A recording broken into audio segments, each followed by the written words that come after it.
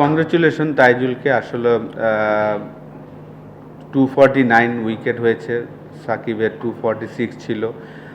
Third bowler হিসাবে আমাদের মিরাজ আছে 209টা উইকেট নিয়ে। তো এখন কম্পিটিশন হয়তোবা তাইজুল এবং মিরাজের সাথে হবে আর কি। তারা আমাদের এই লাস্ট 8-9 বছরের যদি আমরা দেখি টেস্ট ক্রিকেট হিস্ট্রিতে দুইজনই ডোমিনেট করছে, দুইজনই বাংলাদেশের বোলার। এবং হাসান মুরাদের ডেবু হয়েছে, লাস্ট 2টা ম্যাচ খেললো এবং অনেক দিন ধরেই কিন্তু আসলে সিলেক্টররা এবং ম্যানেজমেন্ট তাকে কিন্তু টিমের সাথে রাখছেন রেগুলার। তো হাসান মুরাদ কন্টিনিউ ডোমেস্টিক ক্রিকেটে ভালো বল করে যাচ্ছিলেন বলেই তাকে এই উপহারটা দেওয়া হয়েছে এবং সে ভালো করেছেন। আমি আশা করব যে যখনই অপরচুনিটি আসবে হাসান মুরাদও তার বেস্টটা দেওয়ার চেষ্টা করবেন। তো কম্পিটিশন তাইজুলের জন্য কিন্তু মিরাজ থাকবে, তো দুইজন মিলেই আসলে নেক্সট 18টা টেস্ট ম্যাচে যেন তারা ভালো করতে পারে, এটাই আশা থাকবে। হ্যাঁ, এটা একটু আনলাকি আসলে। ক্রিকেটটা ব্যাটসম্যানদেরই আসলে বেশি ফেভার করে। আনলাকি তাইজুল যেভাবে আসলে পারফর্ম করে যাচ্ছেন প্রত্যেকটা টেস্ট ম্যাচে, আপনি যদি দেখেন যে সাকিব থাকাকালীনও সে পারফর্ম করেছেন, সাকিব চলে যাওয়ার পরে এখন লিডিং রোলে আছেন।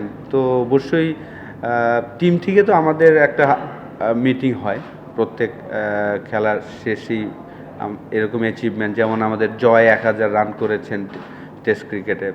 তো ডেফিনেটলি এমন কিছু তো একটা থাকবেই, কিন্তু হ্যাঁ, বোলারদের জন্য একটু আনলাকি। না, সাকিব থাকাকালীনও কিন্তু অনেক টেস্ট ম্যাচে লিড করেছেন। সাকিব শুধু ব্যাটিং করেছেন, হয়তো বা একটা ইনিংসে বল করেননি, আরেক ইনিংসে বল করেছেন।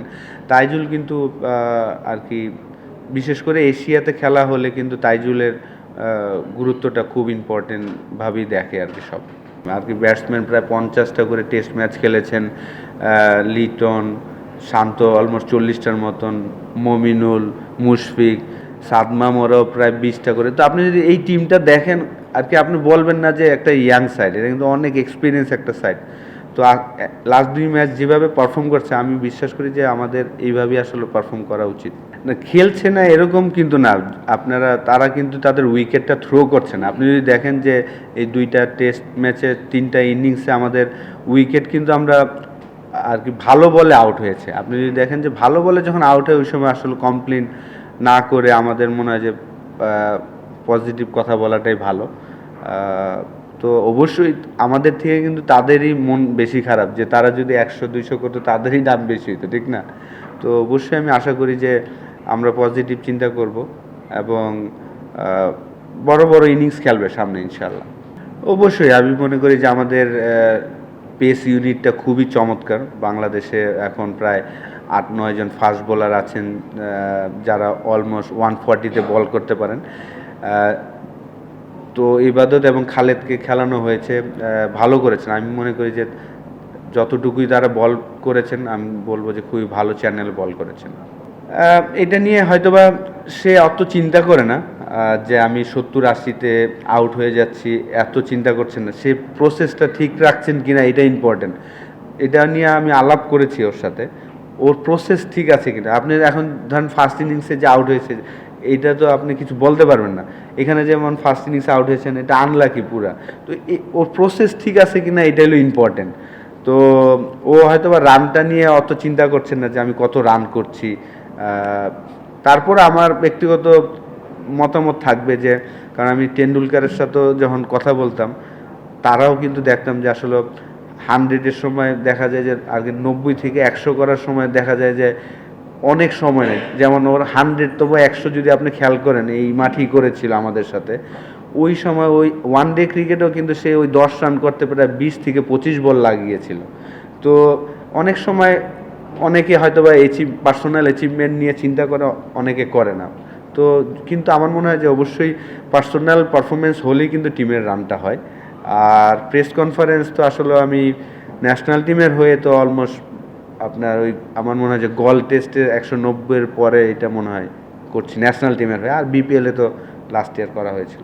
যেহেতু আমাদের এই চিটাগাংয়ে T20 আছে 3টা, তো যারা খেলবেন তাদের নিয়ে আমরা কাজ শুরু করে দিয়েছি অলরেডি। 3 দিন ধরেই তারা আসছেন, প্র্যাকটিস করছেন।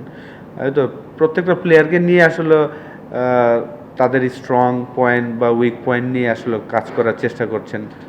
কোচদের একটা প্ল্যান থাকে, ওই প্ল্যান নিয়ে কাজ করা হচ্ছে। আসলে দেখেন, যার সময় আমি বলবো যে সে সেরা। এই মুহূর্তে তাইজুলই সেরা। রফিক ভাইয়ের সময় রফিক ভাই ছিলেন, সাকিব তো ওয়ার্ল্ড ক্লাস। তো তাইজুলের যে জিনিসটা আমার মনে হয় যে তাইজুলের সাথে রফিক ভাইয়ের অনেক মিল আছে আমি মনে করি। রফিক ভাই যেমন সকালে আসে, রাতে আর কি একদম সবাই শেষে। সাকিব আবার টোটালি ডিফারেন্ট ছিল, যে ও 4 ওভার বল করলেই ওর মনে হইতো যে না আমার আজকে এনাফ তো এনাফ। ও হয়তো অনেকটা ব্রেন দিয়ে প্র্যাকটিসটা করতো। কিন্তু তাইজুল এবং রফিক ভাইয়ের মিলটা আমার কাছে একরকম লাগে, যে তারা সকালবেলা আসবে, আইসা শুরু করবে, শেষ পর্যন্ত করার চেষ্টা করে এবং পরিশ্রম করেই আসলে তারা খেলার চেষ্টা করছেন। এবং আমি বলবো যে যার সময় তারাই বেস্ট। আমার কাছে মনে হয়, দেখেন আমরা মনে হয় 150টা প্লাস টেস্ট খেললাম 25 বছরে। আমাদের প্লেয়ারের সংখ্যা কিন্তু 108টা। তো এই 108টা প্লেয়ার না হয়ে যদি এটা 70-75টা প্লেয়ার হইতো, তাহলে হয়তো আমাদের টেস্ট যেই জায়গা যাওয়ার কথা ওই জায়গাটা যেতে পারতাম। কারণ মাঝখানে আমাদের একটা বড় একটা গ্যাপ হয়ে গিয়েছিল। তো এই কারণে আসলে এখন টেস্ট টিমটা ভালো কেন বলছি, ম্যাচের সংখ্যা বেশি, ঠিক না? যে এক একটা প্লেয়ার 100টা টেস্ট খেলেছেন, 70টা টেস্ট খেলেছেন। এরকম যদি আমাদের এই 108টা প্লেয়ার না হয়ে যদি 70-75টা প্লেয়ার হতো, তাহলে হয়তো আমাদের টেস্ট টিমটা একটা জায়গায় থাকতো।